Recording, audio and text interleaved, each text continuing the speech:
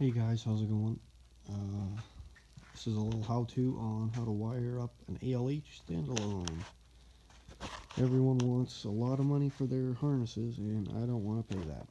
So let's go from crap to nice, simplest wiring harness you can get. Okay, let's start by talking about pulling the harness, I guess. When you pull the harness, make sure you get all these male plugs. I fucked up. The guy who I was doing it with, he goes, "Oh, just grab the female side," and I cut all the male side, and then the female side stays under the dash. So don't be stupid like I am. Make sure you get the right side. It's not the end of the world if you don't. It just makes it a lot easier for figuring out what wire does what. And if you do cut them by chance, just make sure you keep whatever one goes to what. So I accidentally cut this. I made sure I labeled it white so that the white plug went there. Black, black plug, so on and so forth. Because those all will play a pretty decent role here later on. There are two sides to the harness. Big plug side, which is kind of your accessory sensors, I guess you could say, and then your small plug side, which is your fuel pump and your main sensors, I guess. We'll start with the small one with the fuel pump side, just a little bit easier to work with. It's very short, and it's all its own little harness once you get it out. A lot of guys will tell you, oh, that they circle together, and they do, but they really only bunch together in a couple of bundles. Like the yellow wire, it'll go to a bundle where a couple yellow wires to come together and make one. So if you don't want all that ugliness, just cut it out. That's what I did. I didn't want that freaking buddies showing, like I'm watching videos and guys are saying, oh, it's so simple and it just makes a circle, and they're showing you this when really this is a lot simpler. It's a straight line. It's a lot easier to work with. So that's just how I like to do it. So coming off the fuel pump plug, it runs down to, here's your plug side. So there's your fuel pump plug, there's your crankshaft sensor, there's your needle lift for that one weird injector, temperature sensor, and there was a speedo that goes right beside this. I have a cable speedo, so I was able to delete my speedo. All you do is take the plug and pull it and run it all the way back to wherever it goes. They all went to the T14 there. And you can see I just snipped them off. Numbers 2 and numbers 3 and 7, those were all for vehicle speed sensors, sorry. So I just snipped them off there, both sides, because they'd run up to into the dash, and they were telling the dash how fast I was going, but I'm not going to have that anyways, and I want as little as possible, so I just cut them out. If you don't want to cut anything, a lot of guys will just leave the plugs there and hanging, and they don't do anything. I just don't want that look. That's just what I'm going for. Another thing I did on this that you won't see, here's your low oil pressure, and this is your alternator plug. I added the alternator plug into this loom, again, just for simplicity and looks and less wires. The alternator and the AC have their own little 4-wire harness that ties back into the other harness. It goes to a little plug. I didn't want any of that. Out of the 4, you end up just using 1. So I decided to cut the plug out entirely and just run it up to a wire here.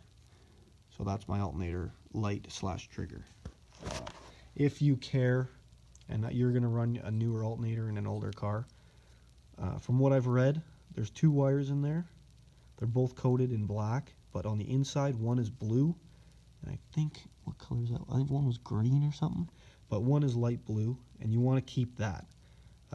Again, I haven't tested it, but from what I've read, you put power to a light in your dash, then from your light to this, so that this gets power through the light, and this will tell your alternator to turn on. And apparently, again, from what I've read, when you turn your key on and your motor's not running, the light will come on. When you start your motor and the alternator starts turning, the light will go out. And this tells it to turn on. So just a left blue wire in the alternator plug. And then I just loomed it into this just to make it nice. So there's just your ECU plug, there's those plugs, and then there's your T14. It was located under the battery, I believe, on the inner fender. Not 100% sure on that, but I don't quite remember from pulling the donor car. So yeah, so that's just your T14 plug. So that's going to feed all this stuff power. So we got, flip it over here. We'll start with the oil pressure. That's just the oil pressure light. That's number 1. So that's what that green and black. That's just the little oil pressure signal for the light. It's not even oil pressure, it's just low oil warning light. So 3, 2, and 7. I didn't cut that one on the other side yet, but they're all for vehicle speed sensors, so they can be cut. Again, for my alternator, I wish I didn't cut that one because I could have just tied it in to 7 and run it through and then just ran this wire to my alternator stuff, but I did the alternator very last, and now that I see it, it's too late to do so. But going forward, so we got the oil pressure, the vehicle speed sensors were cut out. Now this is a purple wire, and it is the temp signal for the gauge cluster under the dash. So it's a little electronic signal for what the temp is. I don't know if I'll have a gauge that'll work for it or not, so I figure I'll just hang on to it just in case, and if I don't, I'll cut it out later. So now we'll move on to the power. So we're going 5, 6, and 8. So these 3 wires, they're yellow, black, red, purple, black, and purple. Again, 6 and 8 and 5, those all go to keyed power. Those are going to run, those went under the dash, and those hit fused keyed power. I don't remember the exact amps on what they are. There's like 10 and 30. Kind of based on the size, you'll obviously see that they're different thicknesses, and the thicker ones want more amp, blah, blah, blah. Pretty straightforward. Other than that, for this T14 plug, all we have is these 2 brown and white. So those are just grounds. In the whole harness, brown and white is pretty much ground. Well, it is ground, and brown and red, but not on this side. Brown and white is ground for this T14. Those 2 go together, and they are ground. And they're 7 and 9. Now, for 10, this green and black, it's a load resistance relay, and it's, again, somewhere under the dash. I've looked into it.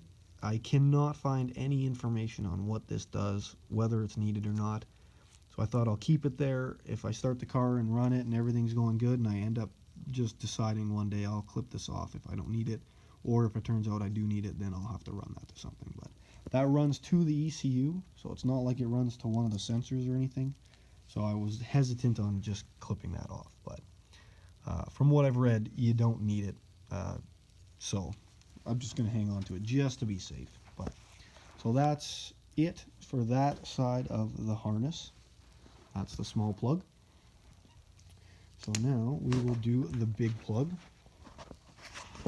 I had an automatic transmission for a donor car, so that's mostly what all the wiring is. That's all of this. Right next to this ECU would have been a transmission controller. You just cut that right out. Just friggin' grab her, and any wires connected to anything, I just cut them. Some guys might want them.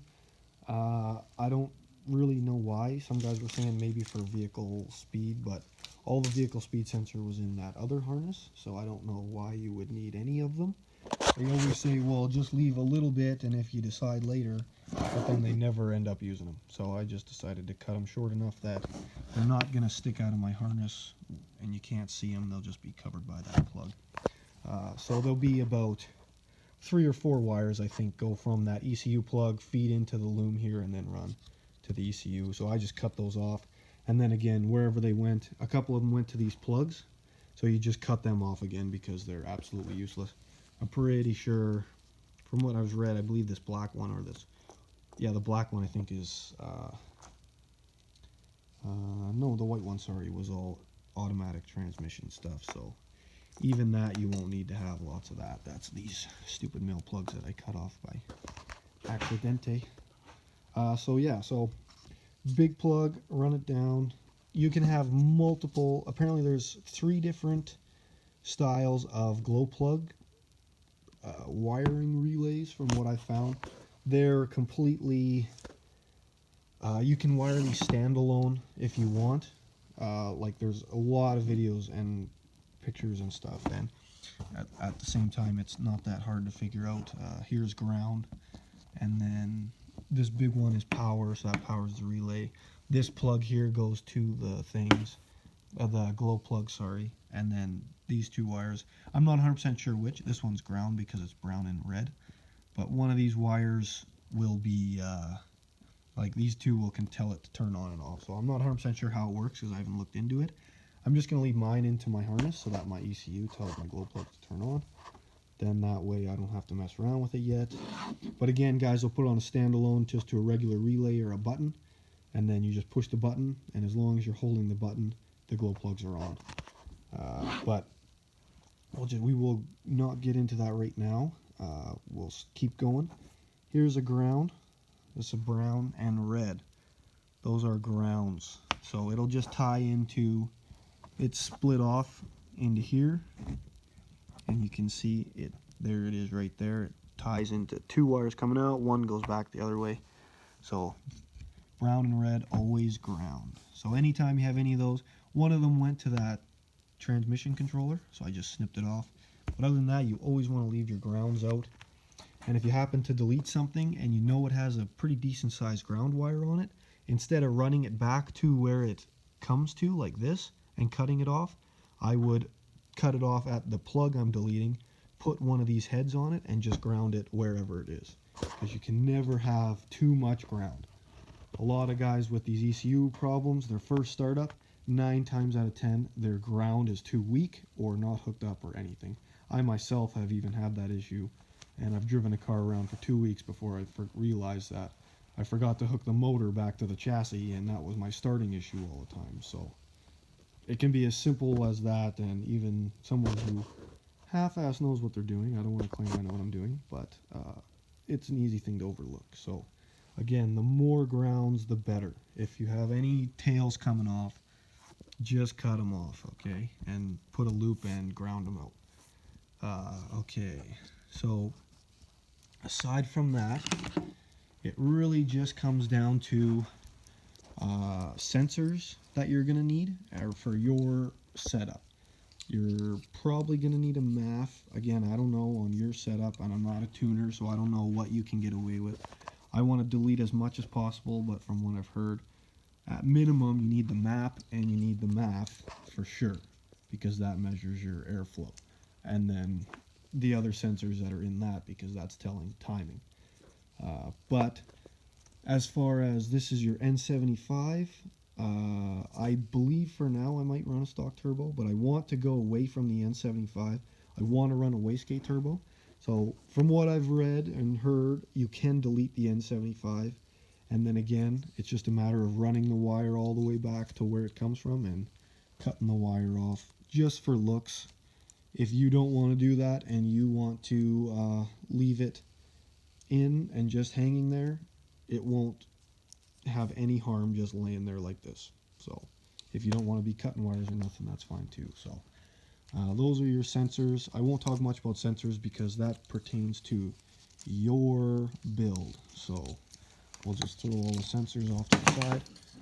As you can see, I'm only using 3 because I want as little as possible. So what we will talk about is plugs and throttle pedal. So black and white plugs, they're not necessary. The white plug is all for your gauges, I believe. Let me just pull it up here real quick. And because I can't remember if the plug colors are. Okay, yeah, here we are. Yeah, so white is all for your cluster, and black is all for cruise. So as you can see there, your white plug has all to do with your can high, your can low, your brake reservoir, blah, blah, blah. Now, if you have a Beetle, it's different, and they're saying that you have to do some other stuff, but if you don't have a Beetle, it doesn't matter for you.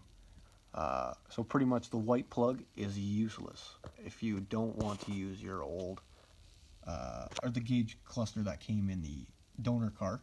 Your black plug, that's for your cruise. So I'm keeping mine because this is going to be a road trip car, so cruise might not be a bad idea. And then we get to the brown plug. Now, the brown plug is pretty much keyed power all around. This is pin number 1, I believe. Oh, no, sorry. That's pin number 3. Number 1 is black and purple. Number 3 is this red wire, but it'll be coated in black. So it'll just look like a black wire till here. And it's the transmission controller power wire. So I cut that off. So that's how I delete it. This was for another sensor. I can't remember off the top of my head what sensor it was, but I didn't want it. I'm not using it. Cut it right off. Again, make life easier, a lot cleaner. Get the wires out of there. So other than that, you're going to have these 3 wires in bay 1, 4, and 5. So that's the black and purple, red and purple, and yellow and black. So they will get keyed power as well. So as you'll notice, they're the same color as the power wires on your other harness, and that's because that's where they would tie into. The yellow and black wire would tie into this one in this loom in here, and so I just cut it out just to make it look nice. I'm just going to run a nice straight harness instead of that big freaking circular mess that ends up just looking like this when you're done. So again, these are just keyed power. If you want to put them on the same pin together, that's fine too, because they're all the same. They just require different levels of power. So I don't remember off the top of my head, I got that up there, but so these 3, red, purple, yellow, black, purple and black. Sorry, my iPhone's not. They'll all get key 12 volts. So that does that for your brown plug, your white plug, and your black plug. Now we'll move on to the orange plug. It, for me, was all AC. All these green and white and blue wires were all AC, except this gray one, and that is in pin number 1. That's gray and white. That is your OBD2 signal sensor, or wire, sorry, not sensor. So this wire, I'm not 1,000% sure, I can't quite remember. On all the OBD ones I've done, there's 4 wires, usually 2 grounds, 1 keyed power, and this, the ECU signal wire. So this is basically when you tune anything, all your info's flying through this bad boy right here. So that is pin number 1 in your orange plug, and it's gray and white. And that's OBD2 signal. So when you run your OBD2 port under your dash, that's where that goes to. Excuse me. Next is throttle.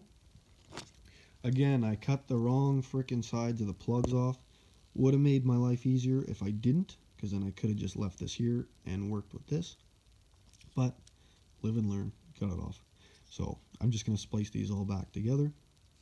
On the other side here, you'll notice this ran up over top of the steering column and then back down to the pedal, and they put it like over top of the steering column between the piece of metal wrapped in a plastic tube So it's impossible to just try and fish out. You got to take the whole steering column out, and it was quite annoying, and I didn't want to do that, so I just snipped them off. And so when you're done, there's all these wires here and all these wires here, they all go together.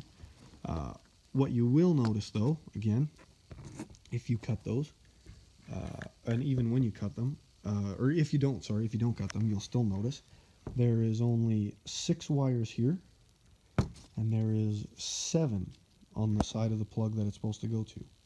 That's because these 6 will go to the pedal. They all match up, but there's one lonesome one. Can I see what number that is? Oh, it's upside down. So that's number, oh, it says number 8. But at any rate, it's in the blue plug, and it is a light blue and yellow. And it is on the pedal side. It's kind of weird. You'd think that the power has to go to the pedal, but it doesn't. It runs away from the pedal. So you want to put the power into the pedal side, and it'll run into the harness. So that is just any kind of keyed power. I'm just going to run it to something under the dash because that's where the pedal will be, and I'd probably only need this length of wire anyhow because I got an MK1 Rabbit, so there's not a lot of stringing to do. So that's your throttle pedal. You basically don't want to cut it like I freaking did, except for you'll have to cut the blue and yellow, but you just put keyed power to it. Simple as that. And again, it says it's number 8, but that kind of looks like it's upside down, but it's not, but weird. Okay, so I think that's pretty much it. Aside from that, if you guys want to give me any kind of questions or anything, just let me know.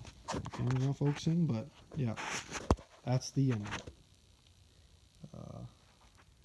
Pretty simple, and then once you're done, I kind of started taping it, but I like to lay everything in, and then you can mess with the wires. Like they'll all come out and jam that way. If you play with them enough, you can get them to nicely go the other way, if that's what you decide. You just got to untape everything and let the wires do their thing. Okay, sorry I ramble so much, but not enough people are as thorough as I think they should be, so I'm thorough.